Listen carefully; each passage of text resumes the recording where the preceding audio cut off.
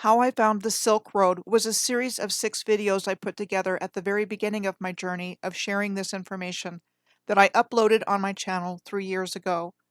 I have put the original 6 videos into this one video. It is based on a long-distance alignment I found that starts and ends in Montreal, Quebec, Canada, and in the course of tracking the cities and places in alignment with each other, part of my journey was along the ancient Silk Road. My name is Michelle Gibson. The particular alignment that the Silk Road is on emanates off of one side of the North American Star Tetrahedron, the line of cities between Santa Rosalia, Baja California, and Montreal. And as I remember, it is the first long-distance alignment I tracked. One of my travel buddies gave me a map of the world in early 2015. She thought I needed it. So it just sat there on my dining room table, where I studied it for quite some time while eating, before I started noticing major cities lining up in lines in North America. And then in 2016, I found a familiar figure of sacred geometry when I literally started connecting them. I believe it is the terminus or key of a worldwide grid. I'm going to start at the top of the side of this tetrahedron, at Montreal, for this video, because it is where I started my journey of connecting the cities I found that lined up along the way. And indeed, this process brought me across the earth and back to the bottom of the alignment at Santa Rosalia in Baja California. As I followed the alignment, I saw the same signature, same hand of design all over the earth. I believe this was the hand of a global and unified Moorish civilization, and that we have been given a false historical narrative that was grafted onto what they built. I will be providing evidence of this as we go along the alignment. You see the same architectural styling and street layout as you see here in historic Montreal that you see in other places, like the one shown in Ellicott City, Maryland, Edinburgh, Scotland, and Bradford-on-Avon, England. The same stone workmanship and steep and curvy streets. I know I can find many other examples. How could there be such striking similarities across centuries, continents, and countries? So the next place I came to after Montreal was Mount Katahdin in Maine's Baxter State Park. Ever heard of it? Me neither. Mount Katahdin. It is the highest mountain in Maine and is the northern terminus of the Appalachian Trail, which goes down through the Appalachian Mountains to Springer Mountain in Georgia. Note the rectangular-looking rock with straight edges in the foreground.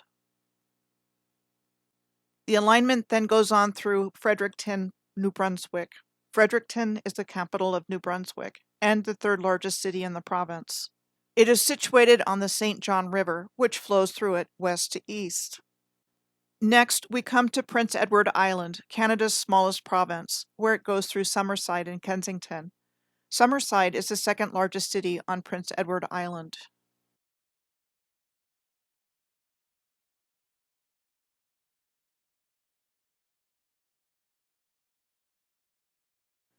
Further on up the alignment on Prince Edward Island, here are examples of Kensington architecture.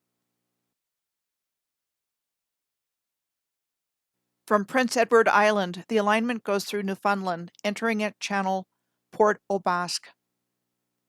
Channel Port aux Basques is on the extreme southwestern tip of Newfoundland and has a marine ferry terminal and is the primary entry point into Newfoundland.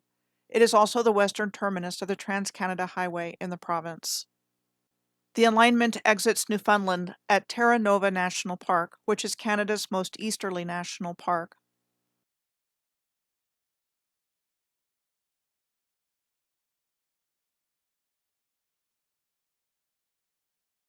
After the alignment leaves Newfoundland, it traverses the Atlantic Ocean between Iceland and the Azores and enters Europe, crossing the Bay of Biscay into Bordeaux, France.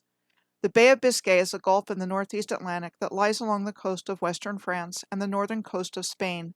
Just for point of information, Basque districts lie along the bay, referencing Port aux Basques in Newfoundland, including Bilbao, the capital of the Basque Country in Spain, and Biscay was the name for Basque up until the early 19th century.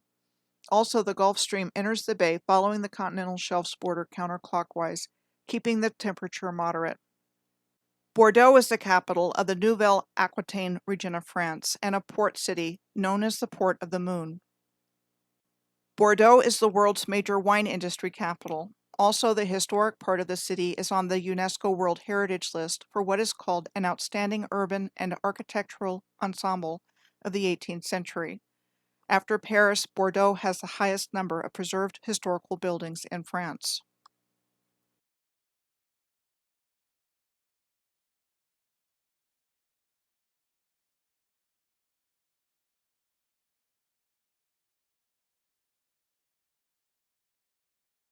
From Bordeaux, the next major city on this alignment is Grenoble, France, which is at the foot of the French Alps, where the river Drac meets the river Isère.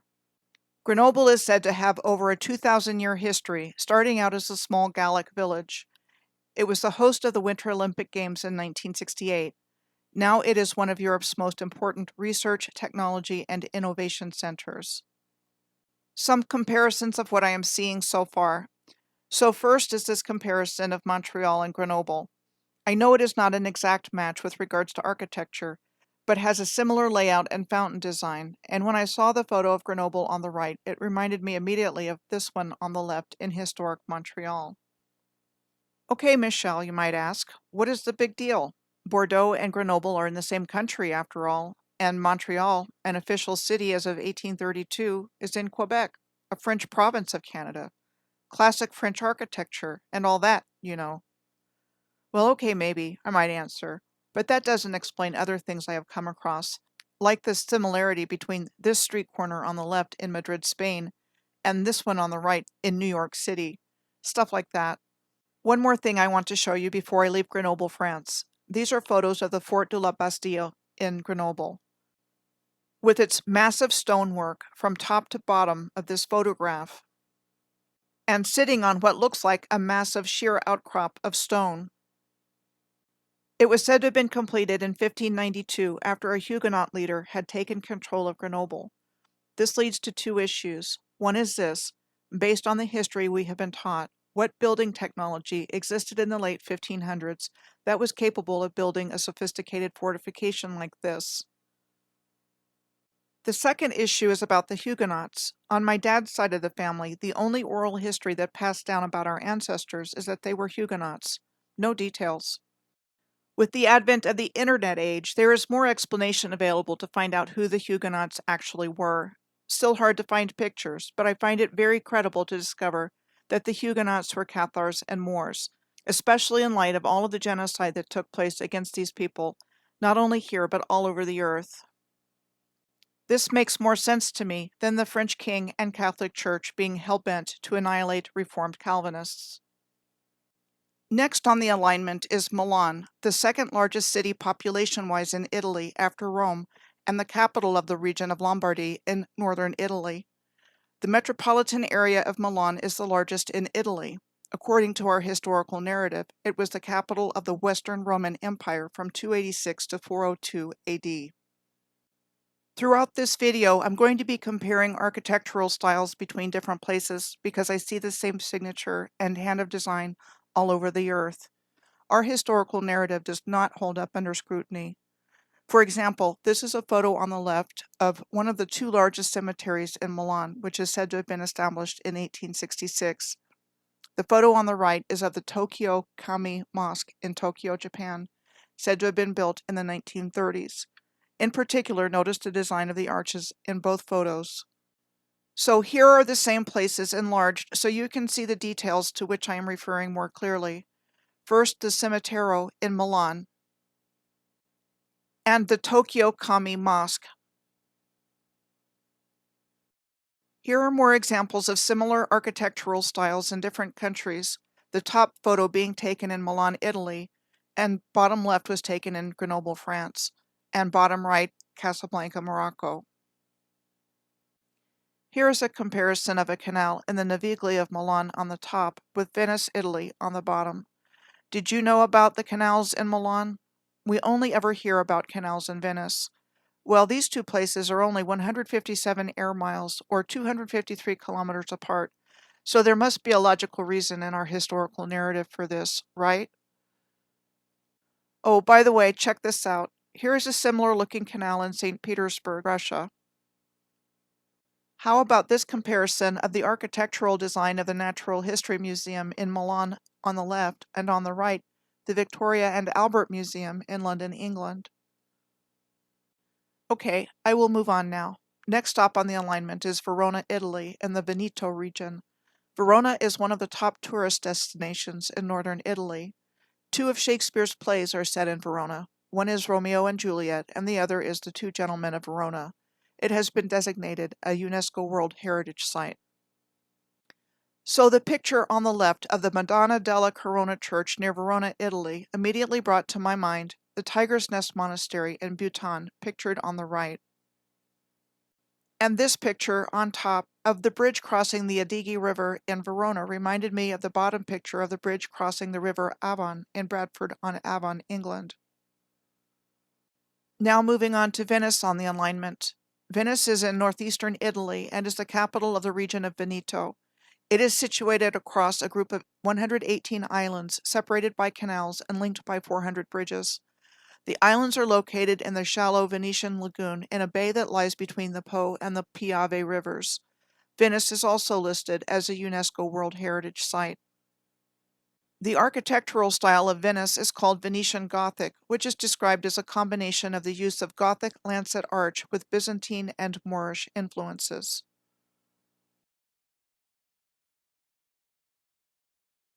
Compare the Doge's Palace in Venice on top with this building in Casablanca, Morocco on the bottom. There is a lot that could be said about Venice in our historical narrative. I'm going to skip it because I believe we are talking about a Moorish history that is not even acknowledged. The only European history Moors are given credit for is 700 years in Spain. The truth is the Moors were all over and ruled Europe, and knowledge of that was deliberately removed from our awareness. I'm not saying this without foundation. My work is dedicated to providing compelling evidence to support that statement. I will say that Marco Polo was a Venetian merchant and explorer, and was said to have been born in 1254, and that he dictated a book while he was in prison in 1299 detailing a 15,000-mile, 24-year trip to Asia. I believe he would have traveled east on this alignment. He did travel on the Silk Road, and I found myself there as well, as I followed this alignment. History has been so whitewashed, who knows what he really looked like. The other thing I would like to bring up is Shakespeare's play Othello. Now, there is a lot about who really wrote Shakespeare's plays to delve into, but that is not the scope of this video. But for the purposes of what I'm trying to say, whoever Shakespeare was, he wrote an entire play about a Moorish general in the Venetian army. The play is believed to have been written in 1603 and based on a book published in 1565 by an Italian named Cinthio. According to our historical narrative, Moors were expelled from Spain after the fall of Granada in 1492.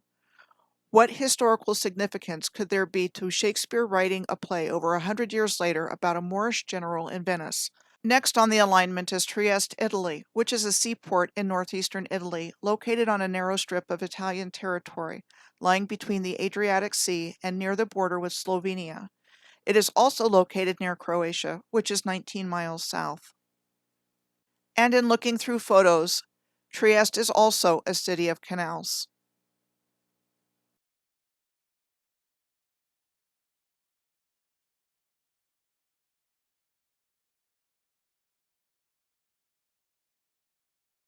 And this photo taken next to the Grand Canal in Trieste in Italy on top reminded me of the one on the bottom in Bordeaux on the far west coast of France on the border with Spain.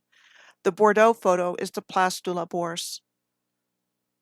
Back to Bordeaux for a moment. The Place de la Bourse is part of the Port of the Moon in Bordeaux, France, and the building you see is said to be over 300 years old. The water mirror in front is said to be only 10 years old. Keep in mind that the Moors were always about uniting heaven and earth in all they did. Even if the water mirror is actually only 10 years old, it would not surprise me to find out that the technology for creating it pre-existed and was already in place from previous centuries. Moving on to Zagreb, Croatia from Trieste. Zagreb is the capital and largest city of Croatia. It is situated on the Sava River on the south slopes of Medvednica Mountain, which is also known as Sljeme. Next is a comparison of the architectural similarities of Prigorje Museum in Zagreb, Croatia, with this museum in Prague in the Czech Republic. Next on to Belgrade in Serbia. Belgrade is the capital of Serbia and became the capital of Yugoslavia when it was created in 1918. It is located at the confluence of the Sava and Danube rivers and is considered to be one of the oldest cities in Europe. This is the Capitol building in Belgrade on the left, compared with the Colorado State House. There are certainly similar design features between the two. Please note the similarities between architectural styles shown here in these two photos, with Belgrade, Serbia on the left and Bordeaux, France on the right. Remember on a map the relative positions of Bordeaux and Belgrade in Europe. Here is the location of Bordeaux in France. And on this map of Europe, Belgrade is close to the middle of this map and is 1,252 miles or 2,015 kilometers due east of Bordeaux. On to Bucharest, Romania, which was called the Little Paris of the East at one time, and is situated at a crossroads between Central, Eastern, and Southeastern Europe. I think there is quite a bit of interest in Romania from an ancient technology standpoint. First, there is Sarmazega Regia, referred to as the former capital of the Dacian kingdom, and a lot of ancient high-tech stuff associated with the Romanian Sphinx in the Busegi Mountains. I recommend reading the book Transylvanian Sunrise by Radu Sinamar if you are interested in learning more about this. The architecture you see in Bucharest, well into Eastern Europe, is pretty much the same as what you see everywhere else in Europe. Elaborate domes, ornate decoration, heavy masonry, and similar street layout. We are entering into the actual Silk Road part of the alignment as we leave Bucharest in Eastern Europe and move directly east along the alignment over the Black Sea, crossing over the tip of the Crimean Peninsula at Sevastopol. The Crimea is a peninsula on the northern coast of the Black Sea that is almost completely surrounded by the Black Sea and the small Sea of Azov to the northeast, and since 2014 is controlled and governed as part of the Russian Confederation, though internationally recognized as part of Ukraine. The Crimea has historically been the boundary between the so-called classical world and what is called the Pontic-Caspian steppe. The alignment crosses Sevastopol, a major Black Sea port, and the largest city on the peninsula, which has historically been a strategically important port and naval base. It is also a popular seaside resort and tourist destination. Pictured here, the photo on the top is Sevastopol in the Crimea. To the right of it is Kresy, Siberia. Below Sevastopol is Guthrie, Oklahoma. And to the right of Guthrie is a photo of the Hotel Connor in Jerome, Arizona. Granted, not identical, but I see similar structural design elements in buildings in very different places. The alignment also crosses near Yalta, also on the Crimean Peninsula, probably best known as the place where the Treaty of Yalta was signed, formally ending World War II. Yalta is a resort city on the Black Sea. It is said to be on the site of an ancient Greek colony. This is a photo of Swallow's Nest in Yalta. Swallow's Nest is said to have been built between 1911 and 1912. We are told the Scots baronial and Moorish revival styles had been introduced in the Crimea in the 1820s by British architect Edward Bloor with the Vorontsov Palace in Alupka, Crimea. Bloor was said to have not had any formal training in architecture. His training was in antiquarian draftsmanship. So this guy is supposed to be responsible for the palace in the following pictures. A bit hard to swallow. Here is a side-by-side comparison of architecture at Vorontsov Palace on the left and the Jama Masjid Mosque in Delhi, India on the right. More Yalta scenes. And this place on the coast in Yalta on the left reminds me of this place in the Galapagos Islands on the right. The alignment leaves the Crimean Peninsula at Yalta, and then when back on the mainland goes first near Kherson, Ukraine. Kherson is an important port on the Black Sea and the Dnieper River, and has a major shipbuilding industry. More of the same configuration here in Kherson that we saw in other places, as shown previously.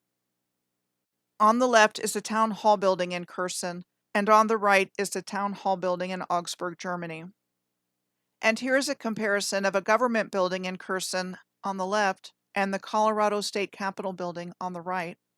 And this building, the Kherson Musical School, definitely has Moorish architectural features. Krasnodar Krai in Russia is next, very close to the alignment. It is located in the northern Caucasus region of southern Russia. Some of the architecture in Krasnodar Krai. And here are some so-called natural features of the area.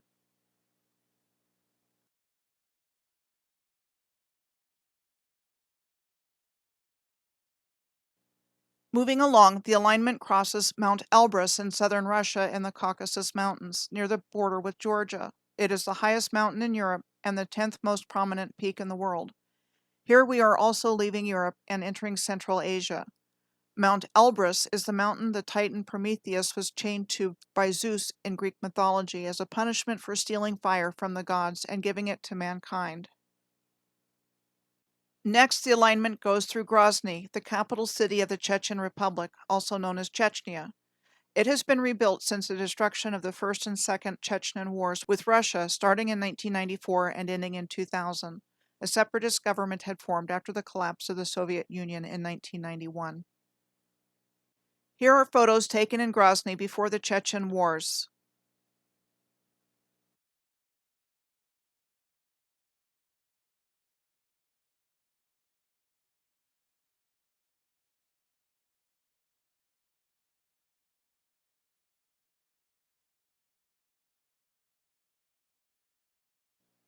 All of these photos in Grozny have the same heavy masonry and design features that I have been seeing and sharing all along the alignment thus far. And what happened to Grozny as a result of the Chechen Wars? Why? Really, why this destruction? Grozny has since been rebuilt, but just because a proud and independent people wanted their own government during a time when other former Soviet republics were becoming self-governing. Does this make sense? Next, the alignment crosses over the Caspian Sea and enters Kazakhstan at the port city of Aktau. There are developed uranium deposits in Aktau, as well as an oil industry. As a matter of fact, the region is one of the biggest producers in the country, and a major industry of the city is hydrocarbon production. We are told that this area at one time was inhabited by ancient tribes of Scythians, and that this region of western Kazakhstan, known as Mangostal, hosted a spur route of the Northern Silk Road.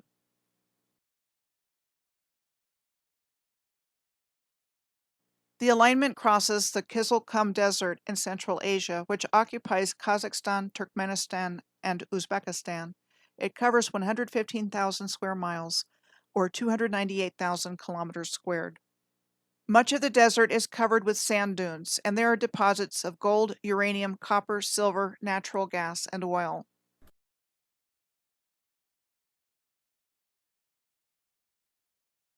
The Great Silk Road is considered to be one of the greatest achievements in world civilization's history, connecting Europe and Asia from the Mediterranean to China. The longest and most strategic part passed through this part of Central Asia. Next on the alignment is Tashkent, now known as Dasoguz, Turkmenistan, close to Uzbekistan. Tashkent was a popular stop on the Silk Road because of a spring located there. Nearby is Konya Urgench, and is the site of an ancient town, Urgench, which contains the ruins of Khwarezm, which lies between the Kizilkum Desert to the north and the Karakum Desert to the south.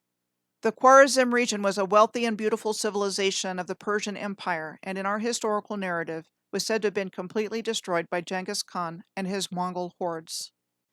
Next, we come to Tashkent, Uzbekistan. Tashkent is the capital and largest city of Uzbekistan. It was also said to have been destroyed by Genghis Khan in the 1200s, but rebuilt and profited from the Silk Road. It has over 2,200 years of written history.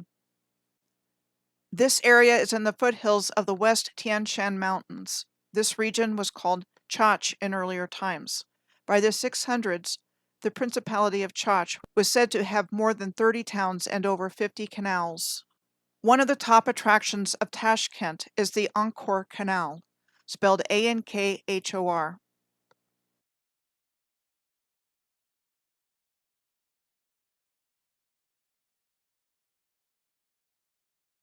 So far, we are almost into China on this alignment, and you are seeing the same style of architecture in Tashkent, Uzbekistan, that you saw where the alignment entered Europe in Bordeaux, France, and the distance separating these two cities on the map is 3,425 miles, or 5,513 kilometers. There are also these familiar styles in Tashkent, like this one with a tower, similar to the one I showed you in Krasnodar Krai, Russia. And this massive building in Tashkent with heavy masonry, arches, columns, and towers. And you also find this style of architecture in Tashkent, which is more typical of what one would expect to find through this region.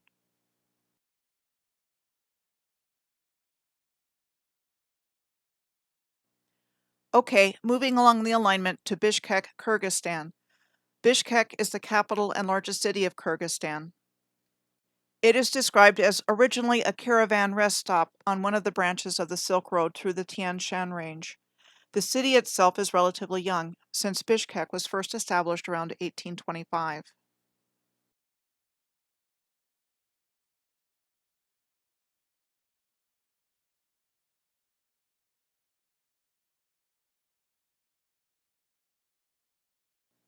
This alignment continues along to Lake Issyk-Kul in Kyrgyzstan. This lake is in the northern Tian Shan Mountains and is the 10th largest lake in the world by volume. It is the second largest saline lake after the Caspian Sea. It is considered to be sacred by the Kyrgyz people. Near Lake Issyk-Kul, at a place called Cholpan Ata, you find numerous stone statues like this one, which are reminiscent of the ones on Sulawesi in Indonesia at the Lora Lindu National Park.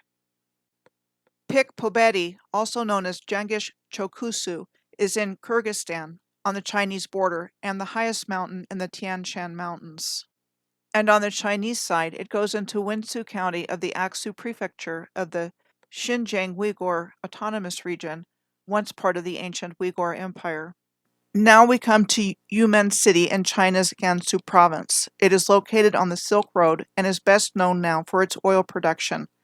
Starting in the 1930s, a modern highway was built over the old caravan route from Yumen to Urumqi and continuing on to Kazakhstan. Then a railway was said to have been built connecting Lanzhou, the capital of Gansu Province, with Yumen and Urumqi. Then oil was discovered near Yumen City in 1939, which has since then developed a sizable energy industry. Located 250 miles or 402 kilometers to the west of Yumen City is Yumenguan, or Jade Gate, on the Great Wall of China. It was the frontier pass in ancient times, the entrance to the old Silk Roads, and the one road connecting Central Asia and China. Next on the alignment is Giu Kwan China. Giu Kwan, also in Gansu Province, is called the Mouth of China, since it is located at the end of the Great Wall of China, and guarded the western boundary of China's Ming Dynasty, which ruled between 1368 and 1644. Jiayu Pass is nearby, the largest and most intact pass of the Great Wall of China. Next we come to Yinchuan China, the capital of Ningxia Hui Autonomous Region. It is located on the Yellow River, or Huanghe River, the mother river of China. The Huanghe is the second longest river in Asia and the sixth longest river system in the world. For comparison, here again is the same bend in the Huanghe River on top. In the middle is Big Bend, Texas, and on the bottom, Horseshoe Bend, Arizona. I don't believe the creation of these quite similar looking river bends is a random act of nature, and these are far from the only examples. Snaky S-shaped rivers are a signature of the ancient advanced civilization.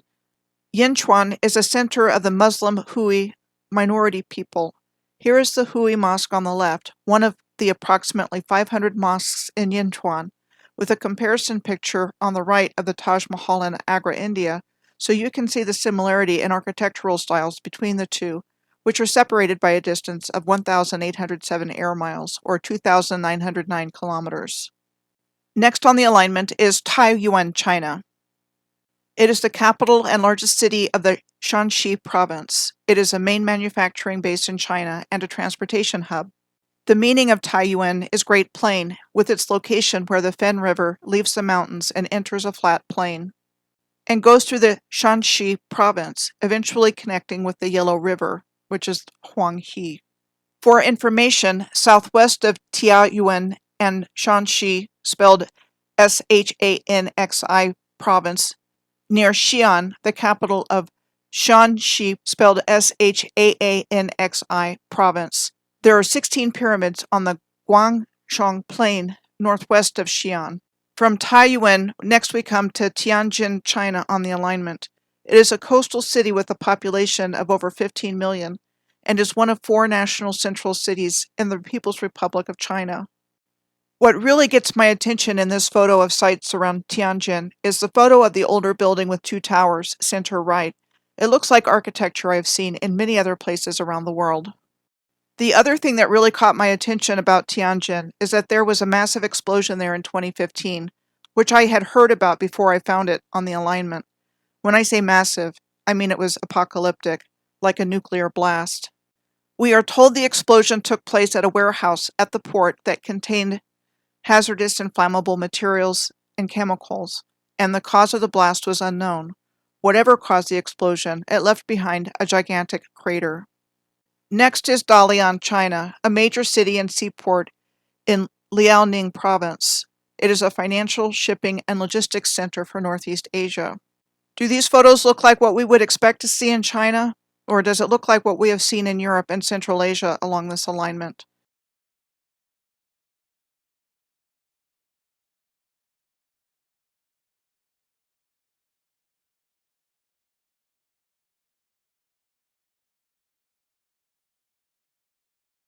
From Dalian, the alignment crosses the Yellow Sea, which separates China from North Korea. This is a view of the shoreline of North Korea where it meets the Yellow Sea. The alignment crosses through Pyongyang, the capital of North Korea. This is an ancient alignment on a planetary grid system, and as such I will be showing you photos of historical Pyongyang and North Korea. This is Taedong Gate, the eastern gate of the original walled city of Pyongyang. It is considered one of the national treasures of North Korea. Here's a comparison of what is called the burial mound of Pak Chi-wan in North Korea with Newgrange in Ireland. I am seeing and saying that there was a unified, global, advanced civilization originating from ancient times that has been removed from our collective memory. The structural design is virtually identical in these very different parts of the world. This is the railway station in Pyongyang. Again, as we have seen all along this alignment, very heavy and incredibly huge masonry. And here are different views of historical remains in North Korea, featuring incredibly sophisticated stoneworks and earthworks, a stepped pyramid, and a mound with what looks like a rounded pyramidal shape. Next, we come to Kaesong, North Korea. At one time in the Korean Peninsula's history, it was the capital of Korea. In 2014, North Korea and South Korea joined together to excavate the remains of Manwoldae Palace, which is now a UNESCO World Heritage Site. It was the main palace of the Goryeo kings from the 900s to the 1300s. It is just across the DMZ in southern North Korea in what is called the Sangaksan mountain range. Next on the alignment, we come to Seoul, South Korea, the capital and largest metropolis of South Korea. Here is a historic photo of Seoul taken in 1919. Notice in addition to the huge, heavy masonry pictured throughout Seoul, in the center of the photo you see onion domes here as well. Here is a close-up of that center building. It is the Bank of Korea circa 1920. Check out how huge that building is relative to the size of the people in the street. This is the Gyeongbokgung Palace in Seoul. It was the main royal palace of the Joseon dynasty, said to have been built in 1395. This is the Sungnai-mun South Gate of Seoul. It is one of the 8 gates of the fortress wall of Seoul, which surrounded the city in the Joseon dynasty. Again, we find the heavy masonry and arches, which are consistent features throughout this alignment, notwithstanding the oriental nature of the roof structures. One more thing I want to bring forward is from the Bukchon-Hanok Historic District of Seoul. Besides the prevalence of the stonework and masonry you see pictured here, I also want to point out the regular but somewhat steep slope in both pictures. This is common in cities around the world. It is not irregular as one might expect to find if natural. It looks geometric in nature. As is the case with everywhere, there is much more to uncover, but I mostly want to hit highlights for the purposes of this video. I am now going to take leave of the Korean Peninsula and cross the Sea of Japan, also known as the East Sea, and head on to Japan.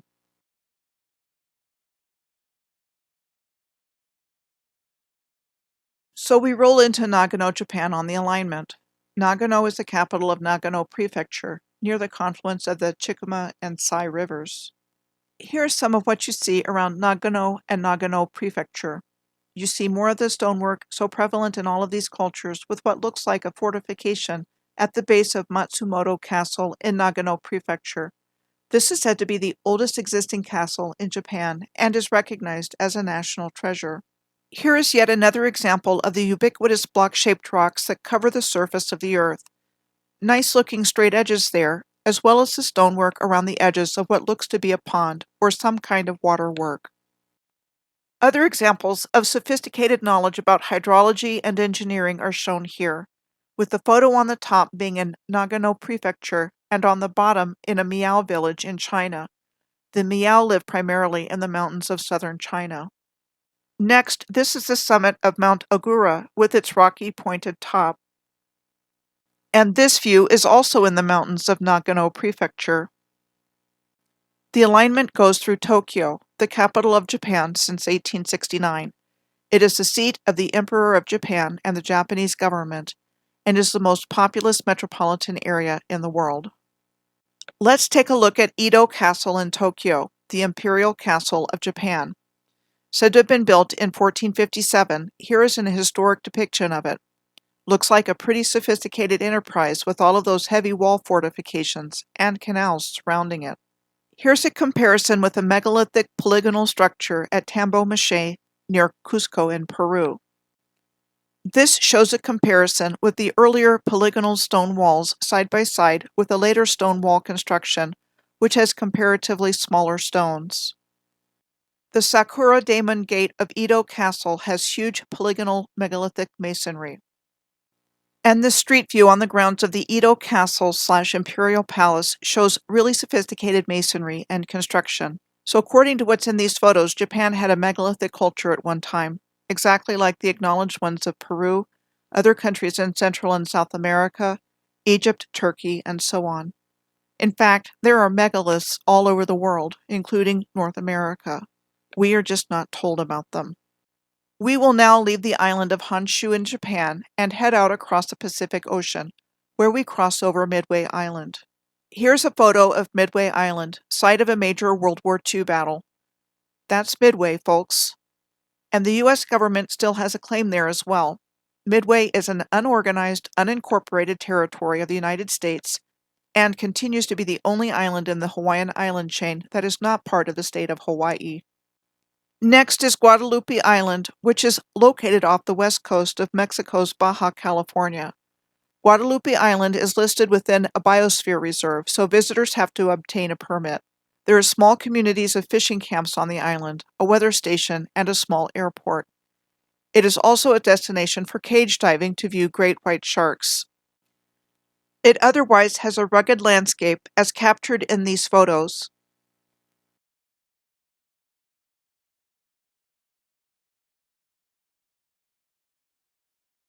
And at Guadalupe Island, there is an unusual-looking rock formation on the left, reminiscent of the one at the Galapagos Islands in the center photo, and the one near Yalta in the Crimea on the right. Next, I am picking up the alignment in Santa Rosalia, Baja California, which is a port city and ferry terminal. It is said to actually boast French influence in architecture, and a French company mined copper there from 1885 to 1954. Jerome, Arizona is not on this particular alignment, but I am including a picture of a wall there below this one in Santa Rosalia. Not exactly the same, but whoever built these walls is really comfortable with stonework. The prefabricated metal church in Santa Rosalia was said to have been designed in 1884 by Gustav Eiffel, of Eiffel Tower fame. It is pictured on the top left, with the building in Grozny, Chechnya on the top right, and the Natural History Museum of Milan, Italy on the bottom left, and the Lewiston Main Shriners Temple on the bottom right to show the shared window design features. Here are some places in Guadalupe Canyon in northern Baja California in the general area of the alignment. Here's the Emerald Pool and Waterfall in Guadalupe Canyon with the pyramidal shape in the background. And a view from El Mirador, also in Guadalupe Canyon, with a nicely engineered stone pool in the foreground and pyramidal shape in the background. Next on the alignment is Hermosillo, Mexico. It is actually located at the intersection of two major ley lines of the North American Star Tetrahedron. It is located centrally in the northwestern state of Sonora. It was ranked as one of the 5 best cities to live in Mexico in 2013. This is the government palace in Hermosillo, and for comparison with a similar appearance is the University of Otago in New Zealand. On the left is the municipal market in Hermosillo, and on the right is the Hotel Connor in Jerome, Arizona. La Pintada is a site located 37 miles or 60 kilometers south of Hermosillo within La Pintada Canyon. La Pintada is an important ancient archaeological zone. From here, the alignment crosses over the Sierra Madre Occidental Mountains. This is a major mountain range of the North American Cordillera, which is the mountain chain that runs along the western side of the Americas, including the Rocky Mountains. The Rio Grande de Santiago winds through the Sierra Madre Occidental and forms part of the border between Nayarit and Jalisco states. The Bastille Falls on the left are on the Bastille River and the High Sierra Madre Occidental. On the top right you see Angel Falls in Venezuela, and bottom right is the Staubbach Falls in Switzerland, both of which have a similar appearance to Bastille Falls. Copper Canyon is also in this area and is the home of the Tarahumara. Most still practice a traditional lifestyle. The Tarahumara are known for their exceptional abilities in long-distance running. Next we come to Juarez, Mexico, the seat of government and most populated city in the state of Chihuahua. It sits on the U.S. border, right across the Rio Grande from El Paso, Texas. This old postcard showing the roof features of the Custom House in Juarez compared with the similar features in Bordeaux, France, Yalta in the Crimea, and in Belgrade, Serbia. In the next set of photos in Juarez, I am highlighting a school, theater, and bank. This is Juarez Academy. Here is the Victoria Theater in Juarez, and the National Bank of Mexico and U.S. Consulate in Juarez. I will be highlighting these three types of institutions in most of the cities for a variety of reasons. 1. Monumental architecture, and I'm using this term in its meaning of large human-made structures of stone or earth, which are used as public buildings or communal spaces. 2. They are related to control structures, as in thought and finance. 3. There are so many examples to choose from that focusing primarily on these three, with some exceptions as you will soon see, narrows my search and helps organize the material. As I move forward on the alignment into El Paso, Texas in the United States, here's the example of El Paso High School. You know, I didn't go to a high school that looked like this or similarly monumental, but I think a lot of people did, and didn't think twice about it. It doesn't fit the historical narrative that we have been taught. It's not supposed to be there, so we don't see it and we don't even think about it. We are being educated in schools that look like this and don't even ask questions about it. For comparison, this building with the same facade as El Paso High School is in Bishkek, Kyrgyzstan. This is the Alhambra Theater in El Paso, with its ornate and intricately designed facade, compared with this ornate and intricately designed space found at the Alhambra in Granada, Spain. Here's the El Paso State National Bank building, with its heavy and huge masonry. Next, we come to Roswell, New Mexico, most famous as the site of a UFO crash in 1947, to which I don't think the government has ever publicly admitted, but has a lot of circumstantial supporting evidence. Roswell is the county seat of Chavez County. As we go further along the alignment, I encourage you to be open to thinking differently about who actually built these monumental buildings. Perhaps county seats and capitals were chosen because of buildings that were already there. Next are two old depictions of schools in Roswell, Central High School and North Junior High School. Here's an old picture of the Princess Theater in Roswell with its intricate design features, and the Plaza Hotel, which takes us back to the same style I keep showing you that is found in so many different places, and more to come along the way. Lubbock, Texas is next on the alignment. It is the county seat of Lubbock County on the southern end of the High Plains, also known as the Llano Estacado. It is considered a regional hub city. This is Lubbock High School and its monumental post office and federal building. Next is Oklahoma City, Oklahoma, the state capital and county seat of Oklahoma County. It is definitely a major economic and transportation hub with its central location in the country and on the nation's interstate highways, sitting at the convergence of I-35, I-40, and I-44. This is also where I was living when I started to put together what I am sharing with you, where I started to see what was really in the environment around me, and where I first learned about the advanced ancient Moorish civilization that has been removed from our awareness. Here's an old postcard depicting the bomb building in Oklahoma City. It was raised in 1973, supposedly as part of an urban renewal project, In its day, the bomb building was compared to the Doge's Palace in Venice. This is Capitol Hill High School in South Oklahoma City. This is Central High School in Oklahoma City. It is listed on the National Register of Historic Places in the United States. Pretty fancy places, huh? This is the old Criterion Theater in Oklahoma City with its ornate styling. And this is the Oklahoma City Federal Reserve Bank. Next on the alignment is Tulsa, Oklahoma. Tulsa is the second largest city in Oklahoma and is the county seat of Tulsa County. Here is Central High School in Tulsa. This is the Minx Adams Building in Tulsa, first called an exchange bank in the 1930s, then a hotel, and now the Adams Apartments, similar in appearance to the bomb building that was in Oklahoma City. And here's the old Actar movie theater in Tulsa. It has also been demolished. Next on the alignment is St. Louis, Missouri, an independent city and major port built on the western bank of the Mississippi River on the border with Illinois. As an independent city, it is not in the territory of any county. This is the old Yateman High School. The building is no longer in use. Here's the old Anheuser-Busch Brewery in St. Louis. Pretty fancy heavy masonry here. The old Mutual Bank building in St. Louis, and a historic drugstore in St. Louis. Next is Springfield, Illinois, the capital of Illinois and county seat of Sangamon County. Here's an old high school in Springfield. The old Orpheum Theater in Springfield. Orpheum was the name of many theaters at one time, and the roots of the word goes back to Greek mythology. Orpheus had the ability to charm all living things through his music. Charming etymology there. And here is the Chapin National Bank building in Springfield. Toledo, Ohio is next on the alignment and is located at the western end of Lake Erie. Toledo is the county seat of Lucas County. Here's Waite High School in Toledo and the Old State Theater in Toledo.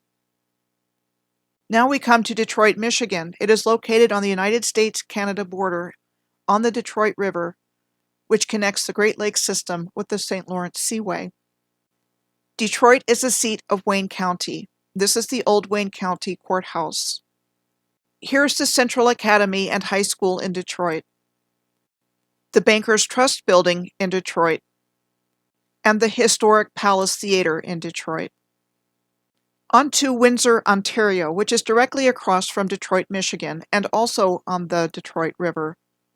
The Windsor, Ontario School District Building. Here is an old theater building in Walkerville, a historic neighborhood of Windsor, and a bank building, also in Walkerville. Next we come to Hamilton, Ontario, a port city on the western end of Lake Ontario.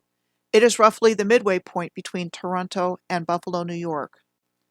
The Niagara Escarpment runs through the middle of the city, and I have my own opinion about what the Niagara Escarpment actually is, that it is not made by nature. Here is a high school in Hamilton, and an old view of James Street in Hamilton. The historic Tivoli Theater, and a historic bank in Hamilton. Next is Toronto, Ontario, the capital of Ontario and largest city in Canada and on the northwestern shore of Lake Ontario. This is the Jarvis Collegiate Institute in Toronto, the Old Academy Theatre, and the Old Bank of Toronto. So finally arriving at the end of the line, or the beginning as it were, Montreal, Quebec. Montreal is named after Mount Royal, the triple-peaked hill in the center of the city, where we find St. Joseph's Oratory. This is the Fine Arts Core Education School in Montreal,